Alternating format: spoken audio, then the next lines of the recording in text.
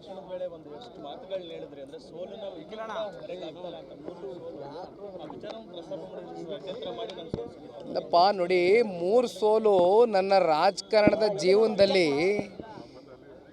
ಒಂದು ಪರಿಪಕ್ವವಾಗಿ ನಾನು ಯಾವ ರೀತಿ ಹೆಜ್ಜೆಯನ್ನು ಇಡಬೇಕು ಅಂತಕ್ಕಂಥದ್ದಕ್ಕೆ ಇವತ್ತು ಆ 3 ಸೋಲು ನನಗೆ ಪಾಠ ಕಲಿಸಿದೆ ಕಣಪ್ಪ.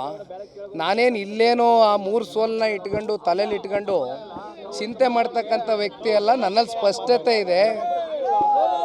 ರಾಜ್ಯದ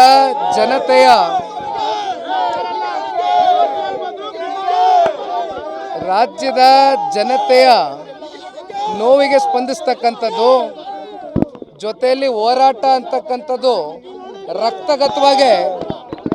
ರಕ್ತಗತವಾಗಿ ಸನ್ಮಾನ್ಯ ದೇವೇಗೌಡರು ಸಾಹೇಬರು ನಮ್ಮ ಪಕ್ಷದ ಕಾರ್ಯಕರ್ತರಿಗೆ ರಕ್ತಗತವಾಗಿ ರೂಢಿಸಿದ್ದಾರೆ ಸನ್ಮಾನ್ಯ ದೇವೇಗೌಡರು ಸಾಹೇಬರು. ಹಾಗಾಗಿ ಹೋರಾಟ ಮಾಡ್ತೇವೆ, ಜನಗಳ ಜೊತೆ ಇರ್ತೇವೆ, ಜನಗಳ ಪರ ಧ್ವನಿಯೇ ಕೆಲಸ ಮಾಡ್ತೇವೆ.